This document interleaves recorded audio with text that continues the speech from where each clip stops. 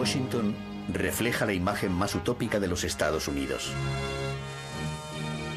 Nacida tras la declaración de independencia por la voluntad política de los padres de la nueva nación, creció al sur del río Potomac, en tierras cedidas por los estados de Virginia y Maryland. Llevaría el nombre del primer presidente de los Estados Unidos y sería la sede del gobierno de la nación, con plena autonomía y libre de la jurisdicción política de cualquier estado, para garantizar la seguridad e independencia de senadores y congresistas.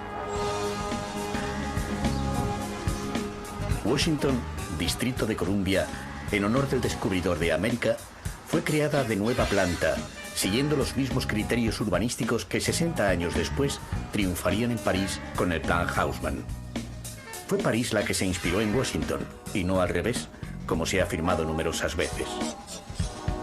Avenidas y edificios representativos responden a una arquitectura monumental empleada para resaltar el poder del nuevo Estado y la gloria de los héroes norteamericanos. Capital política, también se alza como capital de la cultura al reunir las grandes bibliotecas del Congreso con la mayor concentración de museos del continente americano. Símbolo del nivel de vida estadounidense, Washington extiende su influencia por las tierras de Virginia y Maryland, donde los grandes bosques rodean a las ciudades de los pioneros y a las haciendas históricas.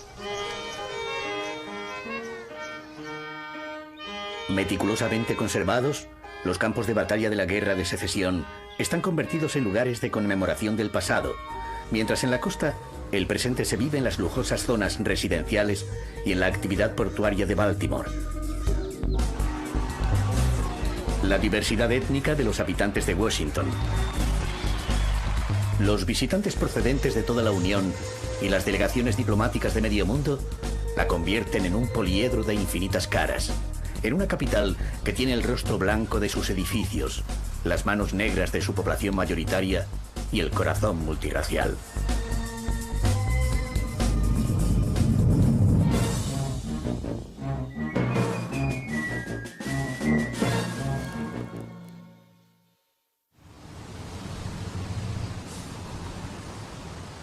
Rodeada por los bosques sagrados de los indios Piscataways, Washington nació para representar al nuevo Estado de América y ser símbolo de un orden social basado en el imperio de la razón, que había hecho suya la máxima de la Revolución Francesa: libertad, igualdad y fraternidad.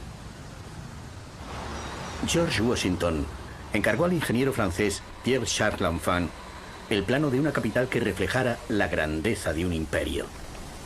En la Plaza de la Libertad se reproduce la retícula de calles originarias cortadas diagonalmente por grandes avenidas que llevan los nombres de los diferentes estados de la Unión.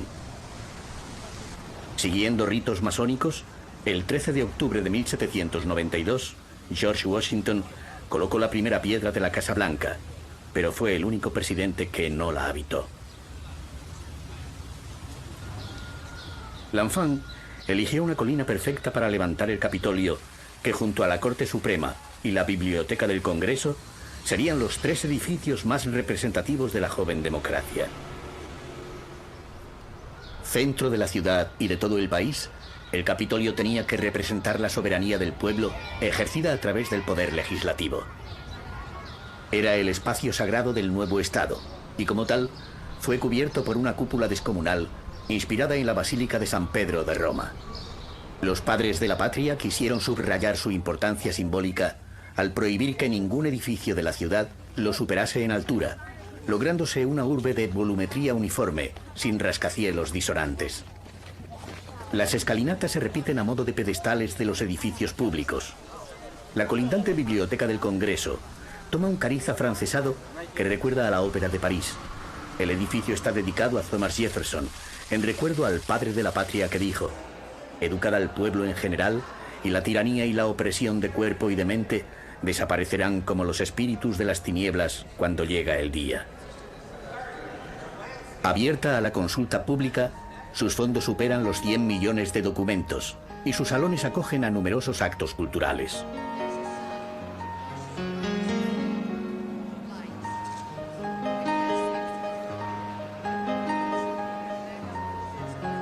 Concebido como un auténtico templo del saber, se levantó en 1897 en estilo neorrenacentista para rendir pleitesía a la cultura occidental mediante una iconografía de inspiración clásica, acentuada por una serie de inscripciones que recuerdan a los visitantes que conocimiento es poder, como dijo Francis Bacon, o la ignorancia es una maldición de Dios, el conocimiento son las alas con las cuales volamos hacia el cielo, que advirtió Shakespeare.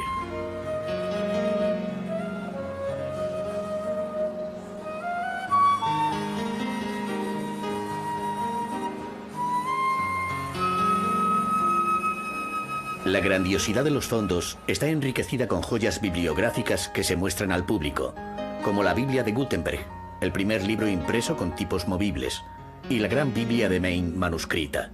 La biblioteca, que comenzó con la colección privada de Jefferson, no dejó de incrementar sus fondos hasta convertirse en la mayor del mundo, ampliándose con 2 edificios anexos, el John Adams, de 1939, y el James Madison, de 1980.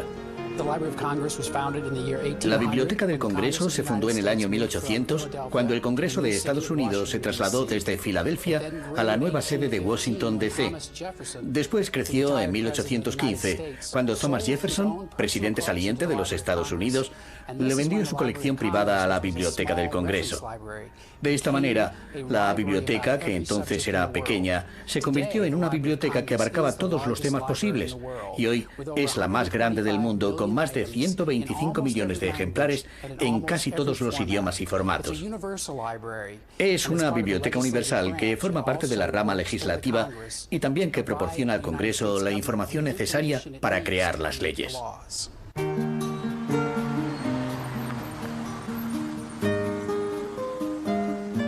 Custodiado por el Jardín Botánico y los edificios dedicados a las oficinas de congresistas y senadores, el Capitolio oculta en el subsuelo un hormiguero administrativo y secreto, con calles subterráneas que permiten el acceso directo de los legisladores al Congreso y al Senado.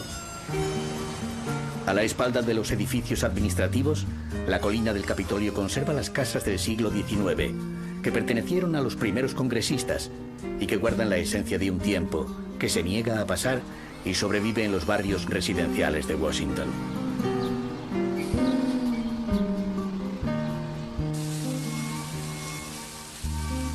La colina del Capitolio también sustenta la descomunal Union Station, hecha a la medida del gigantismo nacional. Inaugurada en 1907 como la estación más grande que existía, su arquitecto, Daniel H. Burham, se inspiró en el Arco de Constantino en Roma.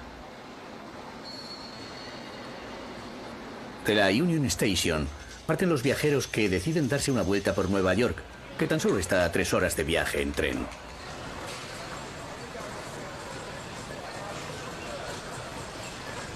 A ella llegan diariamente 600.000 trabajadores de la maquinaria estatal y económica que rige al coloso americano.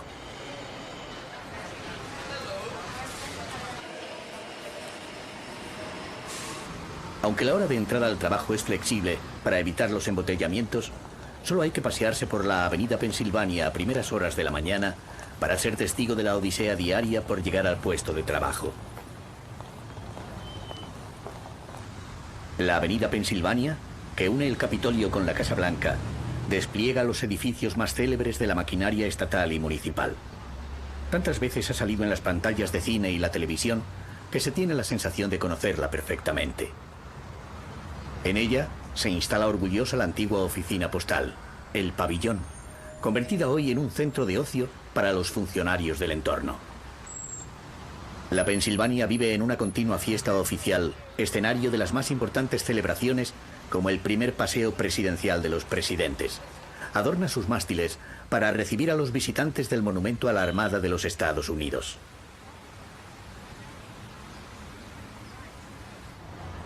Otro famoso edificio, el del FBI, Oficina Federal de Investigaciones, de estilo brutalista, alberga 8.000 policías que investigan con la tecnología más avanzada delitos criminales agrupados en 250 categorías distintas. Los árboles traídos de todos los estados de la Unión montan guardia en torno al monumento del general Ulysses Grant, comandante victorioso de las tropas unionistas en la Guerra de Secesión.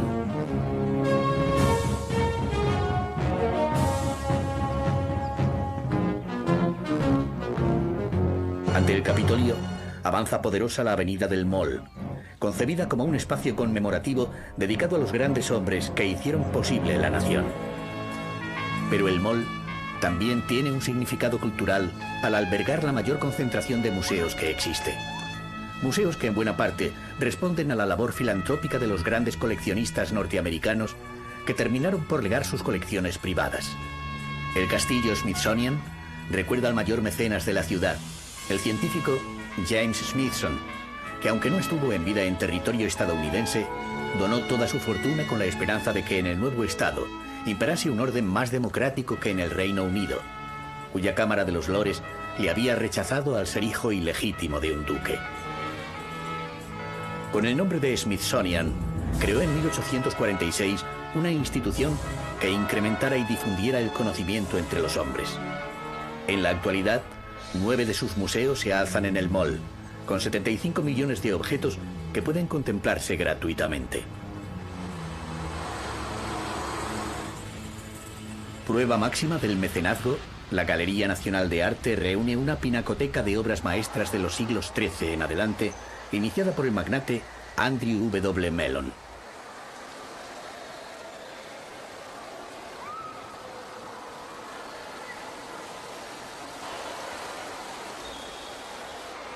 Cuando fue concebido en 1937 por el arquitecto John Russell Pope, se intentó acabar con el concepto de museo-mausoleo tan extendido en Europa. Aquí se quiso un museo-salón cómodo y acogedor para el visitante. Un museo que solo podría incrementar sus colecciones por donaciones filantrópicas.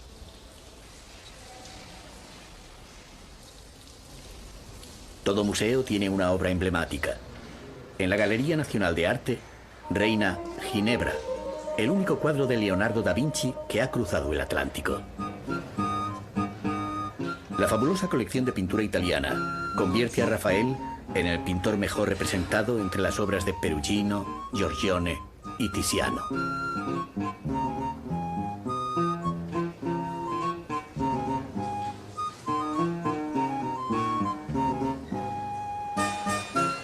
Las obras maestras de Rembrandt cuelgan en las salas dedicadas a la pintura holandesa, junto a las de Rubens.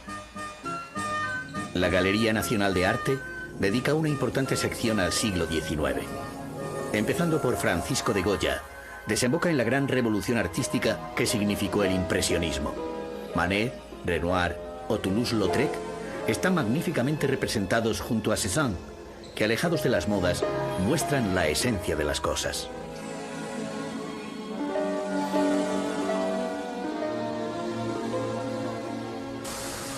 En el edificio anexo es la arquitectura la que parece una pieza del museo.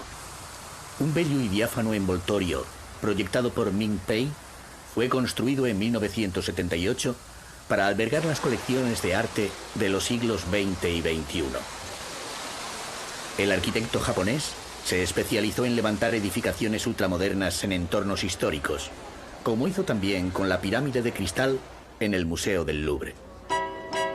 Los iconos de la pintura norteamericana, como el retrato de Marilyn realizado por Andy Warhol, indican que cada época debe encontrar su propia forma de expresión.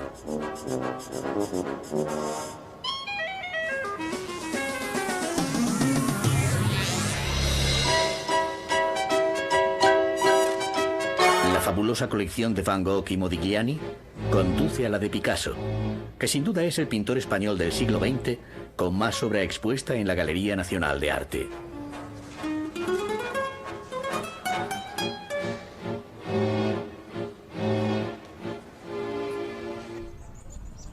Justo en el centro del mall, George Washington, el fundador de la ciudad, el héroe de la independencia, obtiene el homenaje de su pueblo mediante un sobrio obelisco de 150 metros de altura.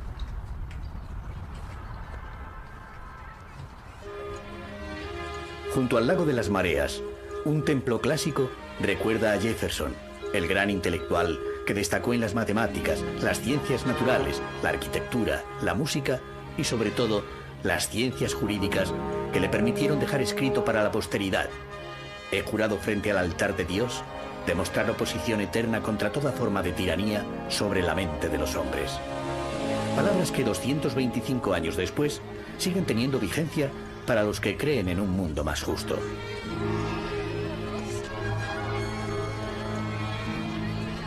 La escenografía monumental del Mall culmina en el monumento a Abraham Lincoln.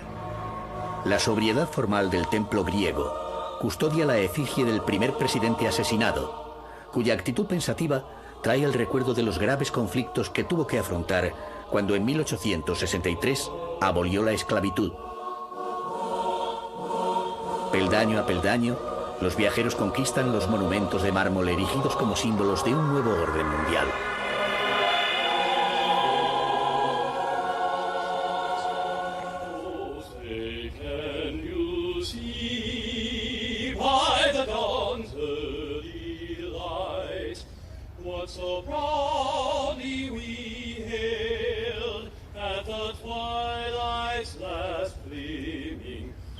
Pero entre la hierba se inicia otro recorrido en busca de los muertos en combate.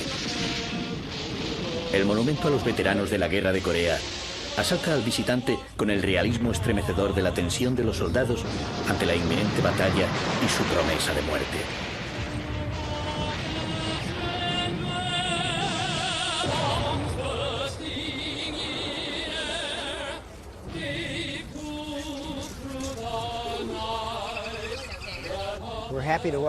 Edgar fue capitán de los marines durante la guerra. Nos satisface tener el monumento a la Guerra de Corea. Se conoce como la Guerra Olvidada. Es un recuerdo a todos los americanos y a los 33 ejércitos de las Naciones Unidas que lucharon en ella. Enfrente, el monumento a los veteranos del Vietnam guarda la emoción de una herida que el tiempo todavía no ha cerrado. Los grupos escultóricos reproducen la crudeza de una guerra donde lucharon hombres y mujeres de las diferentes razas que pueblan esta nación.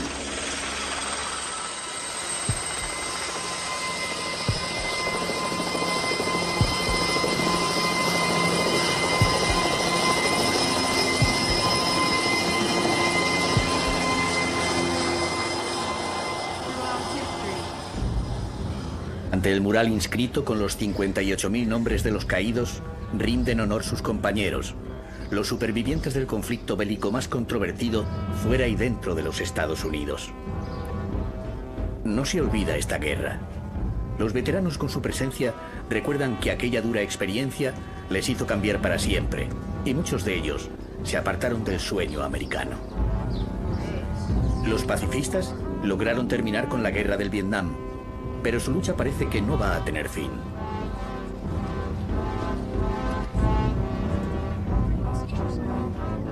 A menudo, los familiares buscan en el fúnebre listado, ordenado cronológicamente, el nombre de su ser querido para llevarse el recuerdo del calco de un puñado de letras.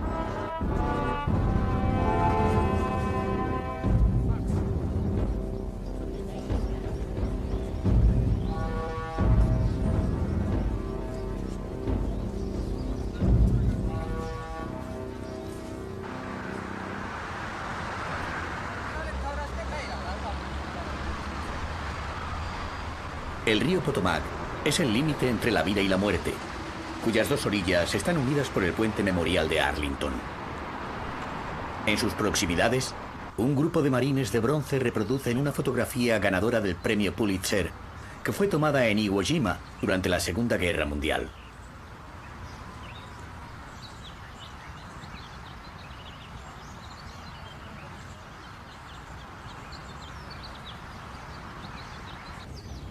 Los verdes prados de Arlington no acogen a jóvenes besándose como sucede en el Mall, sino a los militares muertos en guerras y más guerras que hacen meditar en el belicoso pasado del país.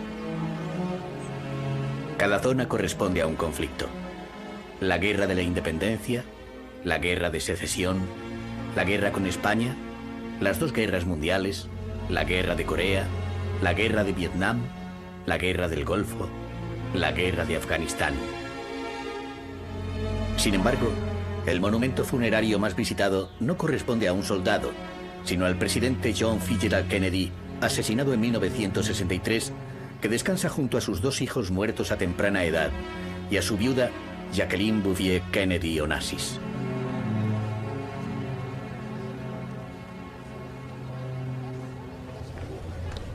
Sobre este ejército de muertos, se alza la casa del general surista Robert Lee.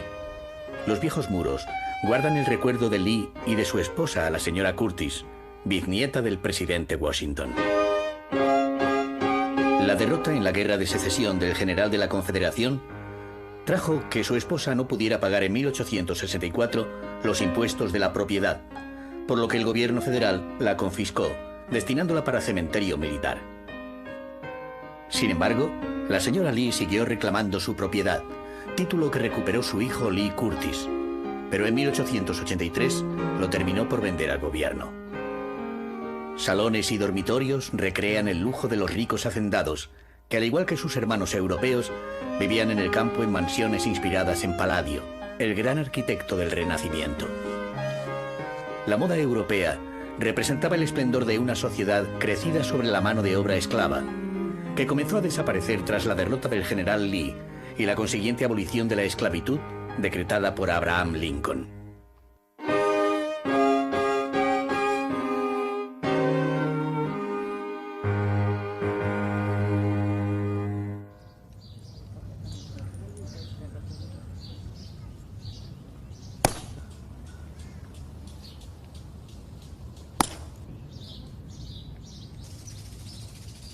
Cada día, ante la tumba del soldado desconocido, que curiosamente está vacía, se rinde guardia de honor.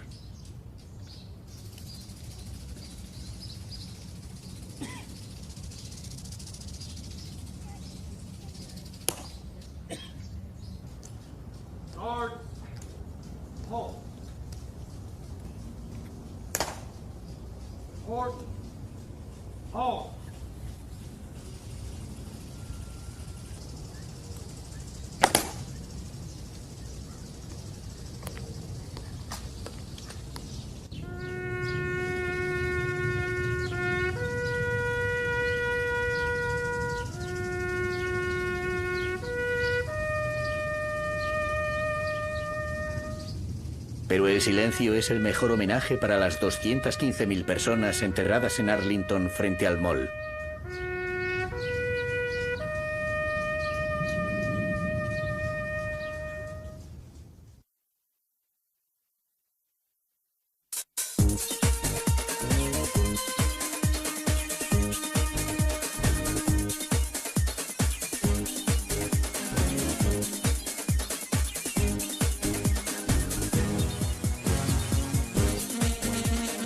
Viaje desde Washington a través de un paisaje humanizado por las grandes haciendas del estado de Virginia introduce en el carácter rural de unas tierras que han preservado la esencia del siglo XVIII.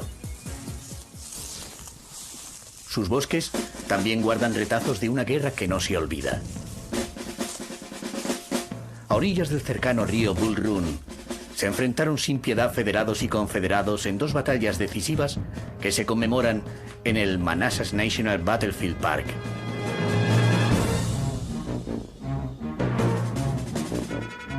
Cañones y soledad custodian el recuerdo de la contienda más sangrienta que sufrió Estados Unidos. De 1861 a 1865 lucharon 3 millones de soldados, de los cuales perdieron la vida 620.000. Un gran número de enfrentamientos tuvieron lugar en el estado de Virginia, que equidistante entre el norte y el sur, se convirtió en un terrible campo de batalla. La primera batalla en Manassas tuvo lugar el 21 de julio de 1861, cuando 35.000 hombres llegados de Washington se enfrentaron a los 32.000 del ejército confederado. 13 meses después volvieron a combatir, alzándose de nuevo la Confederación con la victoria, gracias a la valiente estrategia de Robert Lee y Stonewall Jackson, que desbarataron las filas de John Poe.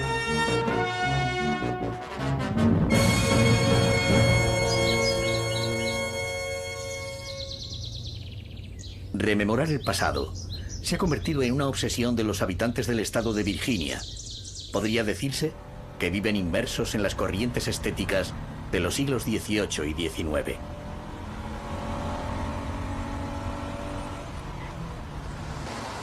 Al pasear por Fredericksburg, resulta fácil rememorar la época de su fundación, en 1728, y los prósperos años en que fue un puerto tabacalero, hasta convertirse en un importante centro comercial.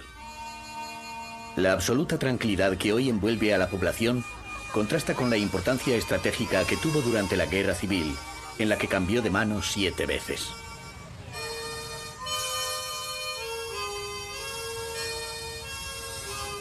Muchas casas coloniales se salvaron o fueron restauradas minuciosamente.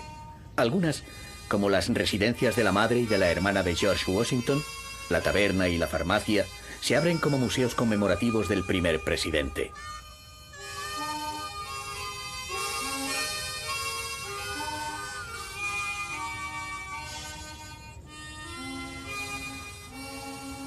Al este de Fredericksburg, se extienden los campos de batalla donde murieron 65.000 soldados de la Unión y 40.000 confederados.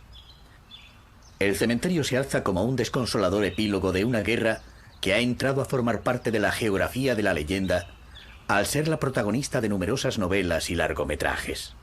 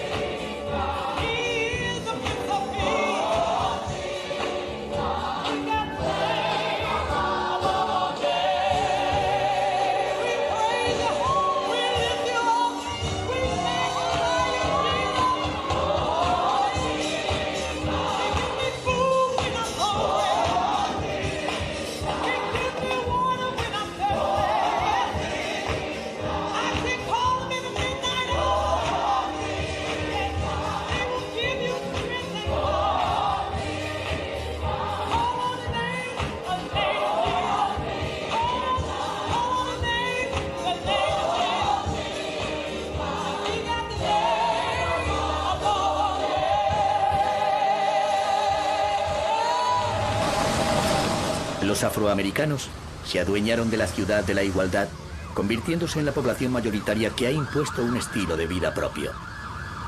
En Washington se escribieron las grandes páginas de la historia del abolicionismo. El Barrio Show fue una ciudad dentro de otra ciudad, donde se alzaban empresas y comercios que regentaban y atendían a la población de color.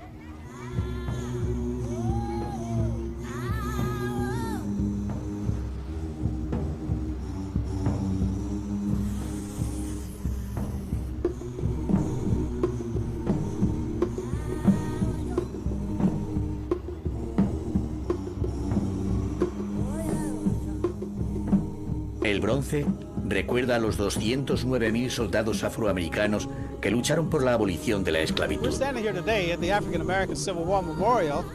Curiosamente, 7.000 de estos nombres pertenecen a oficiales blancos, pero también hay 2.500 con apellidos hispanos que lucharon junto a los afroamericanos en esta guerra para poner fin a la esclavitud y hacer de América un país en el que todo el mundo fuese libre.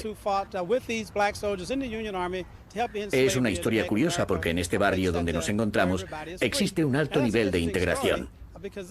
Hay una comunidad hispana muy alta y estamos contentos de decir que este monumento es universal y multicultural, que representa a una comunidad y a todo el mundo.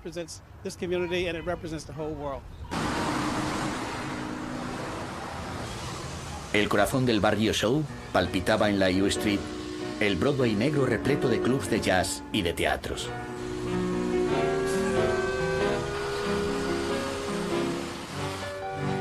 En la actualidad, solo queda abierto el Teatro Lincoln y algunos clubes que viven la estela dejada por Duke Ellington.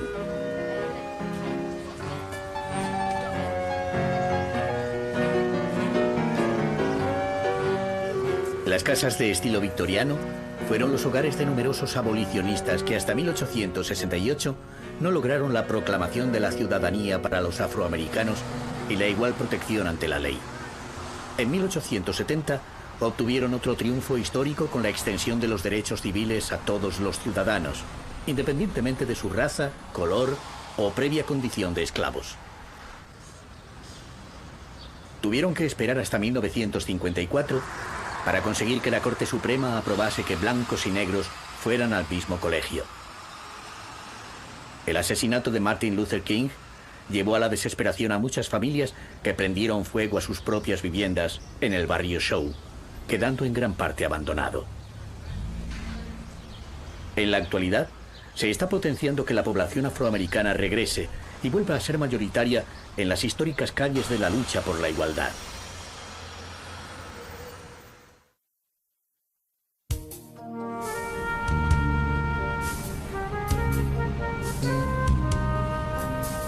Un cinturón de ciudades históricas rodean a la capital federal. A 10 kilómetros en dirección sur se llega a Alessandria, que conserva su importancia desde el siglo XVII, cuando Washington era solo un territorio boscoso. Los mercaderes escoceses que la fundaron embarcaban en los muelles los productos rumbo a las Antillas y Europa. El humo del tabaco con el que comerciaban les prestó la prosperidad hasta que el ferrocarril llegó al puerto de Baltimore y el progreso se esfumó. Pero la vocación de anticuarios que padecen las clases más pudientes de Virginia han puesto de moda vivir en Alessandria, inmersos en un tiempo que solo existe aquí y en los libros de antaño. Al pasear por la vieja Alessandria, se pisan las calles que fueron trazadas a mediados del siglo XVIII con la colaboración de un joven llamado George Washington. Un vecindario fanático de la tradición ha restaurado las casas. Ha convertido los locales comerciales en restaurantes repletos de encanto o en glamurosas boutiques, mientras que las mansiones de los personajes históricos están abiertas a los visitantes.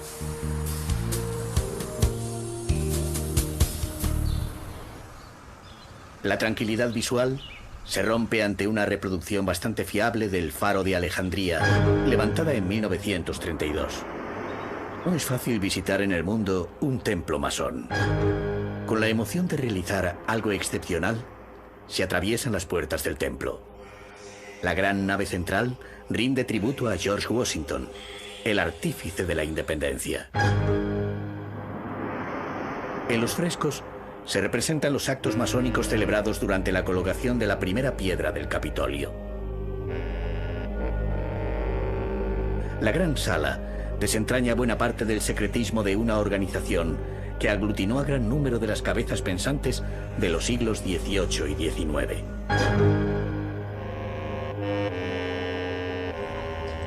En busca de las huellas de Washington, se sigue hasta la cercana hacienda de Mount Vernon, donde vivió 45 años, convertido en uno de los grandes hacendados del nuevo país, ya que afirmaba que le eran más gratos los asuntos agrícolas que los del Estado.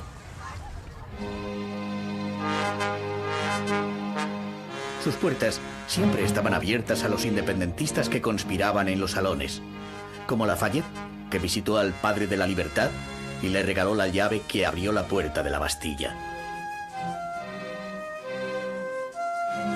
El mobiliario original rememora la vida cotidiana en el dormitorio de George y Martha, donde se despertaban a las 5 de la mañana.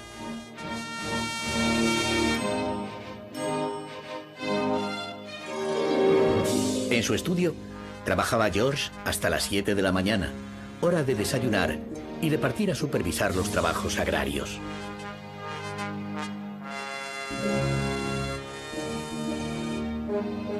En el comedor principal se planearon las batallas de la Guerra de la Independencia, se recibió la noticia de la elección de Washington como presidente y se veló su cadáver.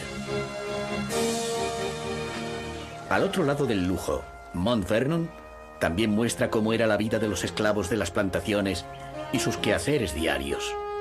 Un mundo rural en el que está enterrado Washington, alejado del boato oficial.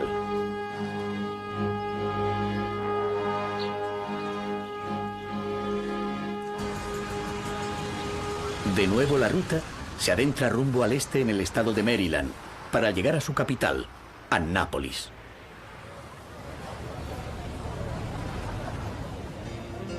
De estilo colonial y de dimensiones reducidas, Sus calles son un alarde de vida tranquila, reticente a cualquier tipo de ostentación.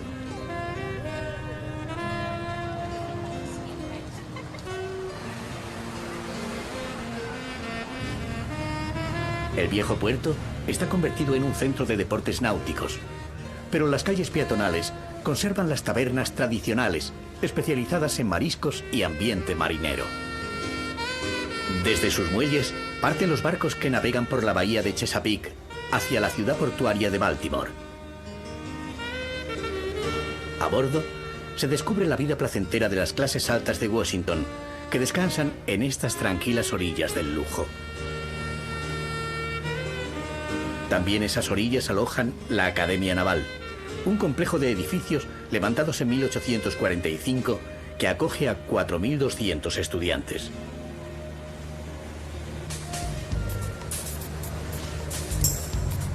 Baltimore se presenta como la antítesis de Annápolis. No solo por estar convertida en la mayor ciudad del estado de Maryland, sino también por su gusto por la modernidad frente a la tradición.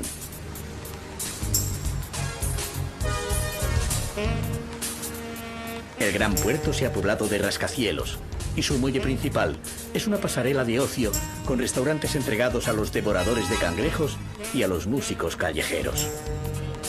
La transformación de su centro industrial en un área de ocio fue planificada con el propósito de embellecer el perfil de la urbe, al obligar que parte de la inversión en obras públicas se destinase en la adquisición de obras de arte. El óptimo resultado ha hecho que el plan haya sido imitado en otras ciudades norteamericanas en proceso de reconversión. El viejo barrio de Fells Point ha salvado su fisonomía de siglos pasados a costa de entregarse a bares y restaurantes repletos de gente por las noches.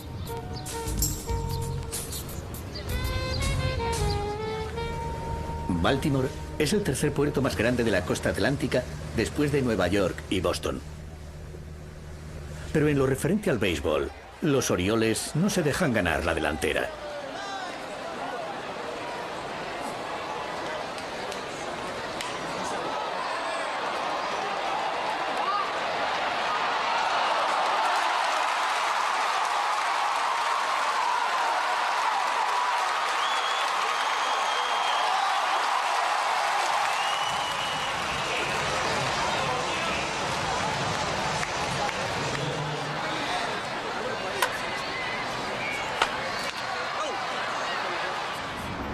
De regreso a Washington, el río Potomac lame la colina donde se asienta Georgetown. La mole de la prestigiosa universidad donde estudió Su Alteza Real el Príncipe Felipe sobresale entre el conjunto de casas de los siglos XVIII y XIX, en las que anidan los famosos desde que Jacqueline Kennedy las pusiera de moda entre el vecindario más elegante de la ciudad.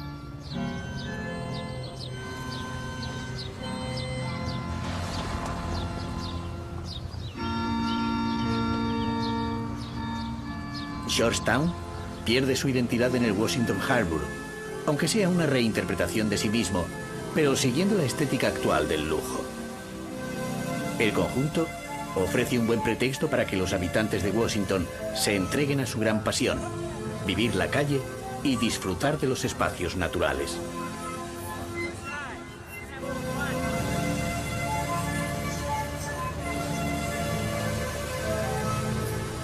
Muy cerca, el Hotel Watergate, símbolo de la corrupción política y del poder de la prensa, trae el recuerdo del film Todos los hombres del presidente, protagonizado por Robert Redford y Dustin Hoffman. Las orillas del poder dejan paso al poder de la cultura situado en el centro Kennedy, donde se dan cita los más encumbrados artistas.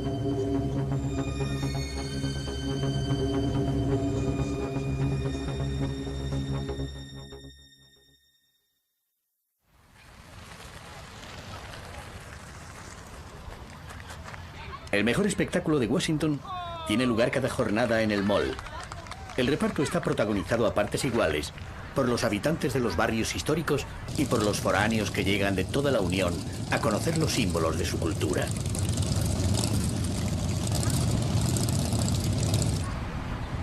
Concebido hace más de 200 años como un símbolo universal de la democracia, Este descomunal rectángulo verde se convierte en otro monumento, donde el pueblo americano hace uso del ejercicio de la libertad de expresión con sus protestas.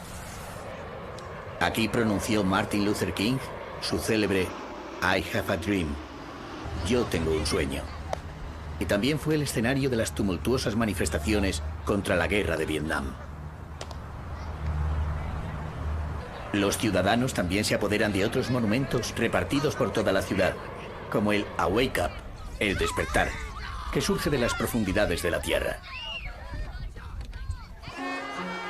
Las claves de esta sociedad se encuentran en el Museo Nacional de Historia Norteamericana, que abre sus puertas al Mall. Inaugurado en 1964, sus colecciones principales provienen de la Oficina de Patentes, por lo que ha sido llamado injustamente el desván de la nación.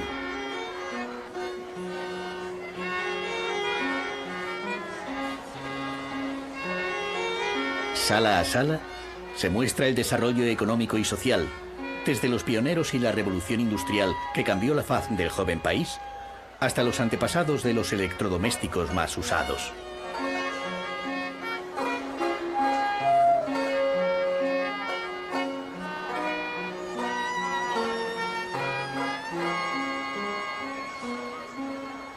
El cartel de la Exposición Universal recuerda el momento en que Estados Unidos mostró al mundo sus avances tecnológicos, abriéndose las puertas del mercado internacional.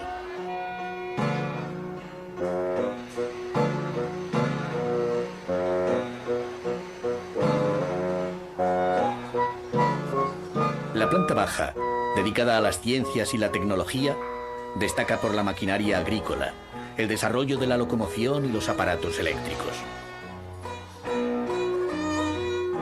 De manera muy especial, se presta atención al descubrimiento de la luz eléctrica con las primeras bombillas que lograron cambiar la vida de los hombres.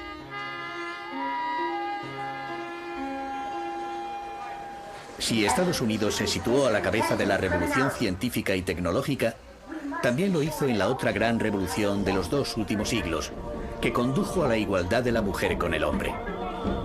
Las primeras sufragistas norteamericanas son recordadas con justicia en el Museo Nacional de Historia Norteamericana.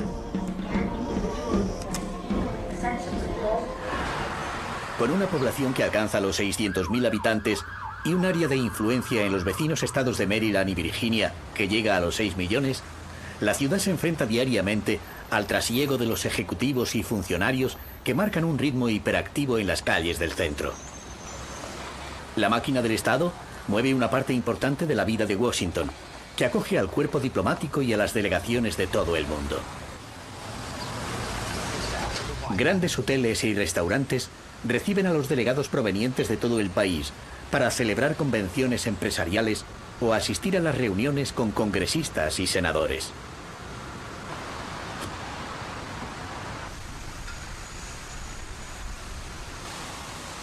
En medio de la vida oficial, las delegaciones también hacen turismo. Frente a la Casa Blanca se llevan las mejores fotos y los mercadillos callejeros les proveen de souvenirs.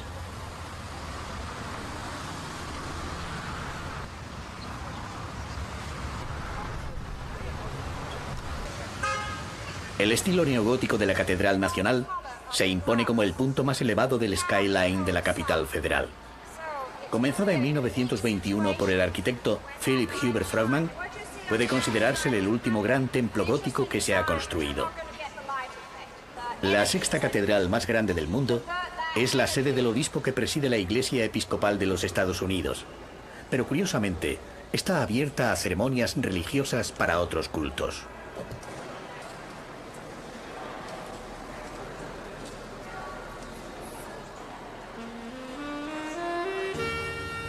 El Dupont Circle muestra el rostro cambiante de la ciudad y su multiplicidad de ambientes.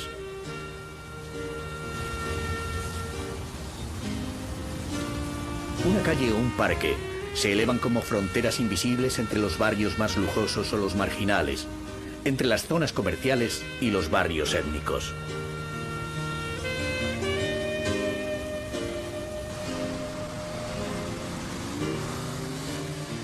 Diplomáticos y hombres de negocios comparten las calles con gentes llegadas de todo el mundo, produciéndose una riqueza que emana de la diversidad de culturas. Los magnates de la revolución industrial, enriquecidos con las patentes más variopintas, levantaron impresionantes palacetes que otorgan al DuPont Circle el rostro más sofisticado de la capital. Las diferentes oleadas de emigrantes han ocupado un tiempo y un espacio en la urbe. Durante el siglo XX, los emigrantes africanos y sudamericanos que acudieron atraídos por la oferta de trabajo se repartieron por oficios. Así, el viajero se encontrará con que la mayoría de los taxistas proceden de Etiopía y los camareros suelen ser salvadoreños. Al oeste, se convierte en un barrio para caminar entre gentes llegadas de medio mundo, aunque algunas sean de bronce, como sucede con Gandhi.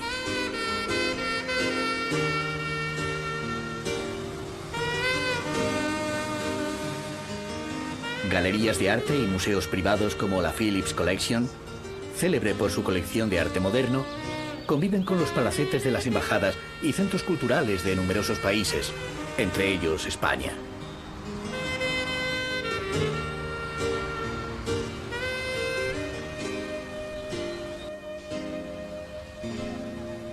Los primeros hispanos llegaron a Washington en la década de los 50 y los 60. Actualmente ya somos 700,000. O sea, hemos visto un crecimiento de más de 300% en los últimos 40 años.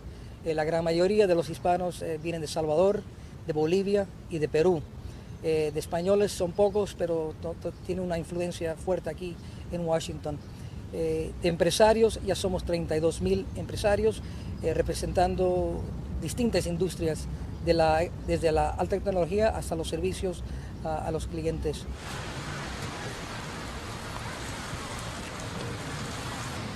Nadie duda que el Museo Nacional del Aire y el Espacio sea una visita obligada del viajero en Washington, ya que atraviesan sus puertas 9 millones de personas al año.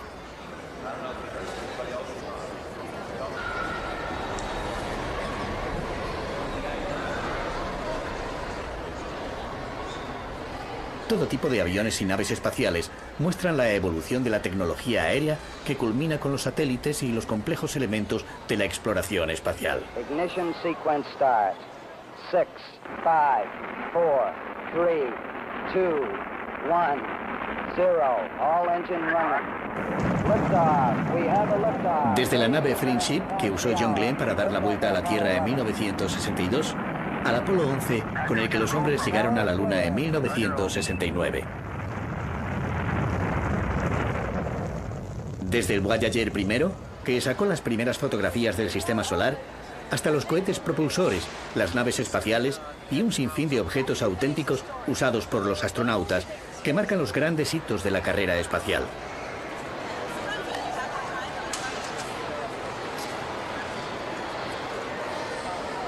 Una parte importante del museo se dedica a la aeronáutica desde sus comienzos. Los viejos cacharros y los aviones ultramodernos cuelgan del techo del espectacular edificio diseñado por el arquitecto Geo Bata en 1976. El espíritu de San Luis, que utilizó Charles Lindbergh para cruzar el Atlántico, se codea con otros famosos aparatos como el de los hermanos Wright, que realizó el primer vuelo a motor en 1903, y el Bell XS I, que rompió por primera vez la barrera del sonido en 1947. Una tecnología que tan solo ha sido superada en interés por las telecomunicaciones.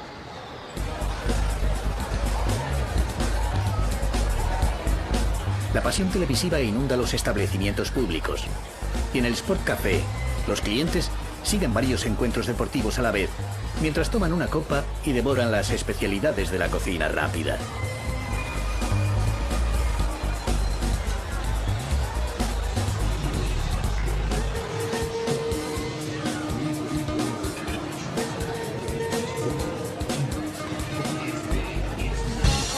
La noche enciende las luces del barrio de Adams Morgan, donde la ciudad acude a divertirse sin diferencias de raza, sexo o poder adquisitivo.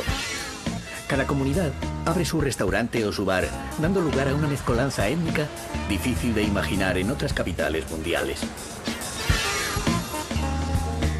Washington pasea y se divierte en las calles, hiperactiva y culta, multirracial y abierta, oficialista y bohemia. La ciudad que venera a los fundadores del Imperio Americano tiene tantos ambientes como grupos étnicos pueblan sus aceras. Pero su canción más profunda sale de las gargantas afroamericanas que pueblan los clubs de jazz desde los tiempos en que George Washington decidió inventar una capital junto al Potomac.